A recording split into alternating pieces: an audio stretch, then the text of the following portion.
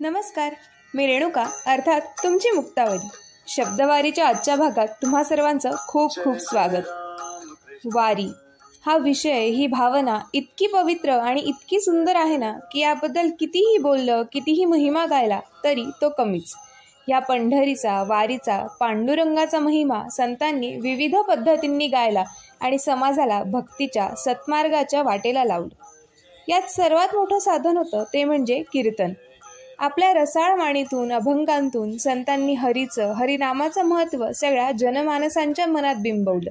आणि केवळ भक्तीच नाही तर भरकटलेल्या समाज मनाला एकत्र आणण्याचं, त्यांना मानसिक बळ देण्याचं काम या कीर्तन परंपरेनं केलं. या कीर्तन परंपरेत एक थोर नाव होऊन गेलं ते म्हणजे नाथ परंपरेचे अनुयायी संत निवृत्तीनाथ. ज्ञानेश्वरांचे गुरु आणि हरिभक्तीचा महिमा रसाळपणे वर्णन करणारे थोर संत.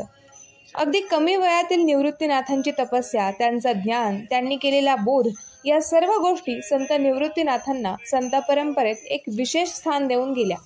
चला, आज आपण ऐकूया संत निवृत्तीनाथांचा असाच एक अभंग. हरीची भक्ती करणाऱ्यांचा या संसारी जन्म कसा सोहळा होतो हे सांगणारा हा एक सुंदर अभंग. नित्य हरी कथा नित्य नामावळी, नित्य हरी कथा नित्य नामावळी, वैष्णवांचे कुळी धन्य जन्म. म्हणोनी पंढरी उपजवावे संसारी, म्हणोनी पंढरी उपजवावे संसारी, प्रत्यक्ष श्रीहरी तिरी उभा. नित्यता दिवाळी नाही तेथे द्वैत, नित्यता दिवाळी नाही तेथे द्वैत, नित्यता अच्युत तिष्ठत असे. निवृत्ती सादर विष्णुमय सार, निवृत्ती सादर विष्णुमय सार, विठ्ठल आचार पंढरीये, विठ्ठल आचार पंढरीये. पहा, साक्षात तो परमात्मा त्या विटेवर केवळ त्याच्या भक्तांच्या भेटीसाठी उभा आहे. चला, आता अवघे काहीच दिवस उरलेत आपल्याला शब्दवारीच्या रूपातून त्या भगवंताच्या चरणाशी पोचायला.